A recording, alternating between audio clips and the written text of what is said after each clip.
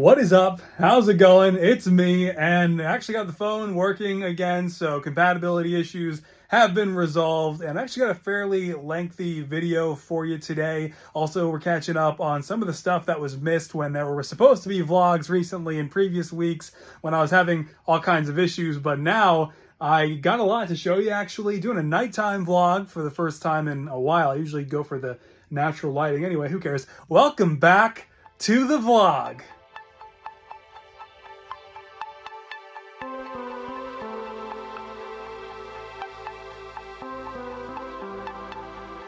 Actually, really quick, just a quick little thing before we get started. Nate's Minifigs not having the greatest time right now, and so if you'd like to show your support to somebody who has gone out of their way to support, well, I mean me, and also just the customizing community as a whole in more ways than one, head on over to Nate's Minifigs Instagram page, his main page to subscribe, or his secondary page for the auctions he's got running right now. I've been in a very similar situation myself many times, unfortunately, as veterans of my channels would probably definitely know.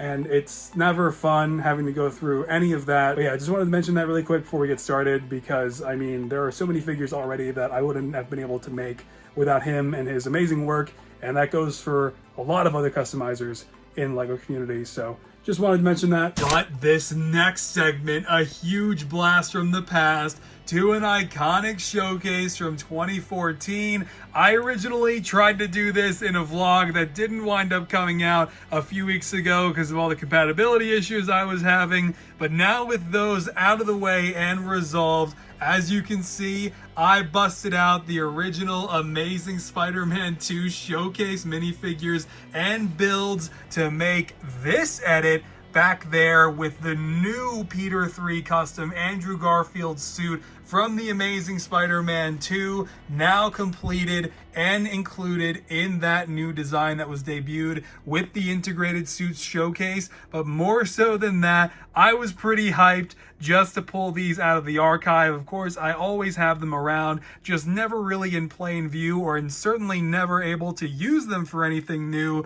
But this is the original 2014 Andrew Garfield Spider-Man suit. And fun fact, I never actually looked at this minifigure and made it a point not to do so until I was finished with the new one, because I wanted the new Andrew Garfield Peter 3 Amazing Spider-Man suit to be a completely new minifigure that didn't take any inspiration from, granted, a pretty good attempt back in 2014. I am so proud of the new minifigure though, as you are now seeing in full for the first time on MGF Extra, only because today on the main channel, or possibly yesterday depending on when this goes up, I posted the video comparing these two minifigures and fully revealing the new Andrew Garfield costume that I've worked on and off for months now, for most of the year, but so worth it because I'm so proud of the end result. And you can head on over to the main channel to see more of the finished figure compared to the 2014 one here. But the Rhino, check this out, by Tyler Kleitz many years ago, 8 years ago. I think he since has gone on to win Lego Masters Fox or something, if I'm not mistaken. But it was really awesome busting the Rhino build out from the archive with the Alexei Sitsevich minifigure that I made to go along with it all those years ago. And over here we've also got Electro, still holds up fairly well, and Green Goblin, who holds up even better. Still actually really proud of that custom to this day, and especially that painted face. The glider build is questionable, but cool to see again. And I mean, of course, I've been seeing it for years, as these have been, still in my collection, displayed in various places ever since. But this is the first time in years where I actually got to use these minifigures again for a brand new edit that I am very happy with, that I was thrilled to debut in the integrated suits showcase. But talk about a blast from the past, and we are not even done yet, because some of you might remember I did a spin-off showcase in 2014 that same year, shortly thereafter, with Gwen Stacy and Harry Osborn. Little Lego Dane DeHaan back here with his goofy painted face. I wasn't always good at it, guys, but Gwen Stacy had it even worse, because some of you might have noticed the brand new head on the minifigure. The original one was just so bad I couldn't bear to keep it on the minifigure anymore, but the bodies on these two do kind of still hold up, and I wanted to be able to use them for the upcoming videos featuring the new Amazing Spider-Man 2 custom. And so I kind of went out of my way to get a Hermione Granger minifigure and then sculpt over the middle part of the hairpiece, paint it in blonde, and give her a better face. And I mean, some of you might just look at it and see Hermione from Harry Potter, and I kind of try to overlook that myself, but I think it definitely works. I'll probably get a Frodo head or something for Dane DeHaan, Harry Osborn over here, or maybe you guys have a better suggestion you can leave me down in the comments. But yeah, the Amazing Spider-Man 2 showcase was, I mean, absolutely legendary, and I know kind of a starting point for some of you with my channel all the way back in 2014. And I still love these minifigures. They always will have a place in my collection. Maybe not this guy so much anymore, but that's okay. He did his job back then, and now it feels really complete having the new version that I've worked on since like January among them. And now a spontaneous update on the villains when I get to them.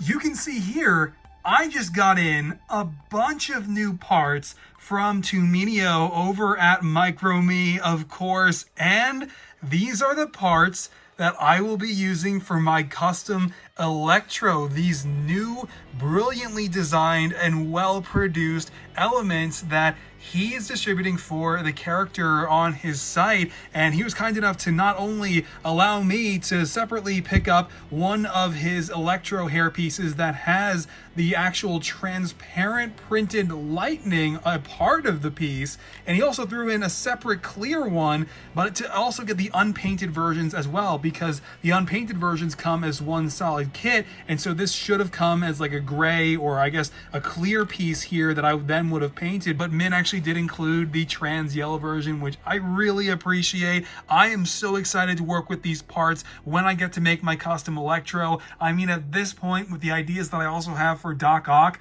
I have so much of the bases now covered for Green Goblin, Doc Ock, and now Electro. So I'm telling you, once I get to working on those three villains, they are going to be so much easier than these three web slingers. I mean, I'm working on Toby right now. I painted the full mask already, which I actually didn't mention before, and it's just like, I mean, doing this kind of work again like I did on Andrew's suit, it really is just insane and crazy to be going through it again, but these two really prepared me to work on him, and so it's not been that big of a deal thus far, and I just can't wait to eventually work on the villains with amazing pieces like this that are going to promote the making of such awesome sets of figures. Okay, and now with all the Spidey stuff out of the way, I am so excited to talk about a very special package that came in here a couple days ago from Andrew. You guys who go really far back in the community with me might remember Brick Affliction,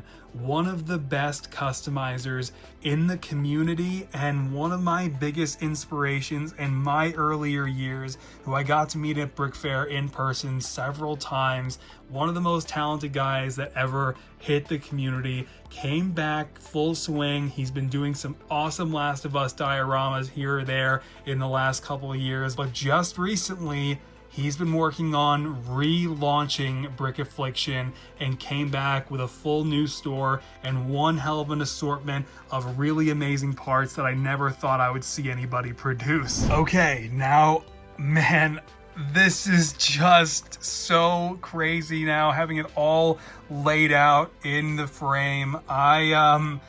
This is just so exciting. I never thought I would get to see Andrew work on some incredible accessories like this. I mean, the world of 3D printing has just allowed him to come back full swing and really fully realize some parts that he has clearly always wanted to produce and have made, and man, do these fully deliver. As you can see, any Last of Us fans out there will already be recognizing what's going on here. We have Ellie and Joel's hair pieces in the middle there, along with Joel's backpack, Ellie's backpack, their flashlights, Joel's broken watch, his revolver, the knife that Ellie uses, all from the first game, and it's so amazing. I mean, these hairstyles are just perfect, and the reason that I kind of of really focus in on these parts, especially as part of these new Brick Affliction kits, is, I mean, hair pieces can be difficult to sculpt,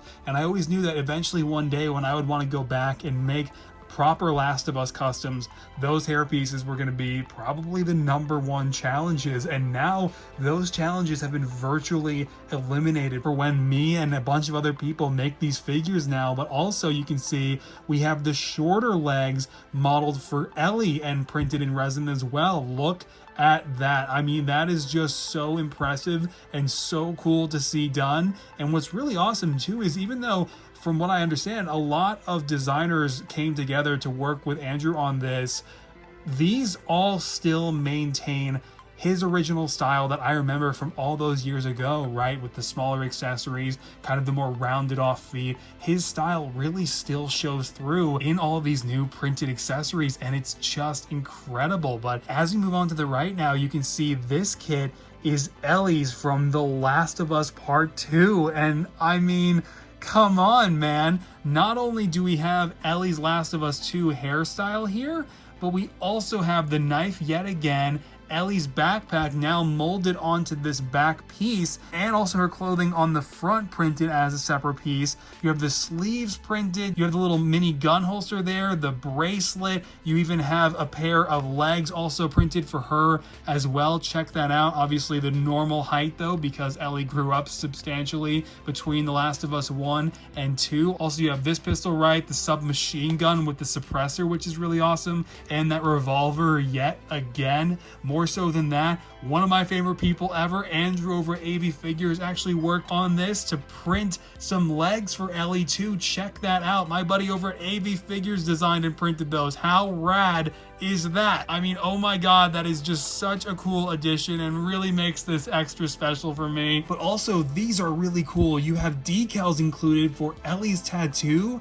and also the Coca-Cola logo to go around what I believe is a bottle here, actually printed in clear resin, which is nutty and not something I've ever seen, and it's just such an unnecessary but really cool thing, since throwing bottles at people in the game is such a fundamental core part of the gameplay. And back here, I'm sure some of my Halo fans have already been noticing the Emil kit that Andrew just threw in with my order, which was so unexpected and so kind of him, and I really appreciate that, because this is literally the definitive Emil kit from Halo Reach. This helmet is stunning and incredible, and the engravings as part of that design printed into this helmet are just stunning. I mean, this is just a wild kit for a variety of reasons. Obviously, it being a little bit different than, say, the approach that Nate's Minifigs takes now, where you actually now have the bodies as part of the molds, right, as part of the resin printed parts, which is not something that everybody does,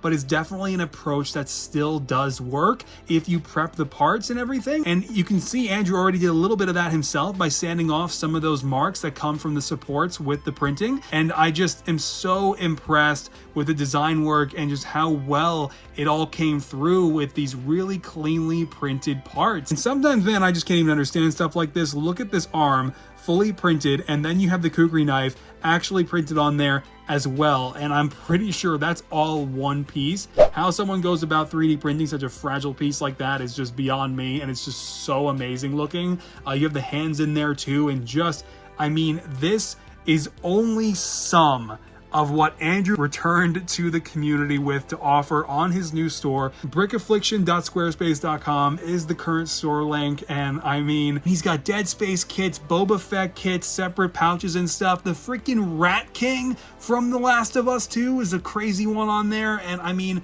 I am just so excited to have Brick Affliction return to the community like this. Just seeing Andrew's dioramas that he's been working on over on Instagram have been cool enough to see his creativity preserved over the years off to the side. And it's a real pleasure, man, to have him back in the community like this after the better part of a decade. Okay, and now for the final batch of custom 3D printed Lego compatible elements for the vlog. I've got a new order in here that I've been sitting on for a minute actually, and just unboxed for this vlog from Venom Custom Brickworks once again, who previously sent a bunch of other awesome things my way. Another amazing 3D printing creator here in the Lego customizing community, and this time now after that original vlog featuring a ton of his other items. By the way, I think there's a 20% off discount going on his store right now. Definitely go and check that out on his store or his Instagram for more info there. I only just heard about it in passing on his Instagram story, but you can see here,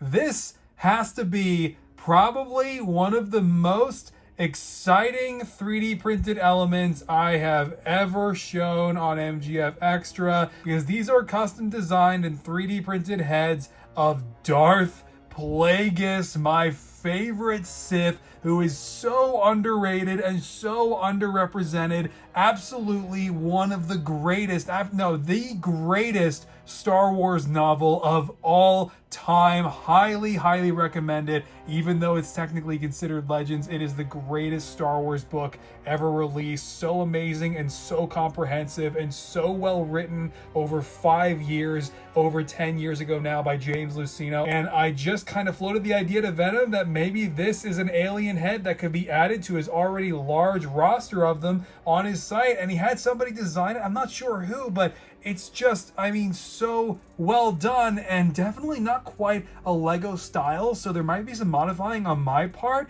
but just as far as like representing his likeness as a base piece, they did an amazing job. And so I was so thrilled to order these, along with a couple more sets of extended arms and legs for when I do eventually make the custom, because making Darth Plagueis in Lego is definitely one of my all-time highest priorities on my wish list, and I definitely want to carve out time to do so at some point. But we've also got Darth Revan's mask and hood, which is really cool. And then this is, of course, Ahsoka's Siege of Mandalore headtails. The modules in Lego here look really good with that headband integration. These are probably my favorite ones I have ever seen get made, and so if I ever go back and repaint that entire headpiece with this one, it would definitely enhance my original Siege of Mandalore Ahsoka by a lot. But I know AV Figures is working on a printed version to potentially release at some point in the future, but if that doesn't work out, this could one day serve as a great alternative. You have another flash cowl that I ordered in there just in case I ever get really nostalgic for the CW show season 1 and 2. And then also I have the Darth Vader kit back here should I ever need to make a new Vader and kind of bypass a lot of the work that I originally did on the Rogue One figure, especially with the arms and legs there, and now he would be a little bit taller, so that's really exciting. But what was even more exciting was that Venom included, more than what I actually ordered myself in the way of all of these really awesome unreleased items, apparently. So as you can see, you've got a lot going on here in the way of, first of all, some holocrons, Jedi and Sith holocrons, which I believe originated from Custom Brick Builder. You guys might remember Tristan, who isn't really in the Lego community anymore, but his designs were passed off to Venom, who I do believe acquired them fairly recently. I think that might be where these Super Battle Droid parts come from, but don't take my word for it. I don't actually know what I'm talking about. I would have to pull out the parts from Custom Brick Builder in 2021 now to kind of verify if there are any similarities or if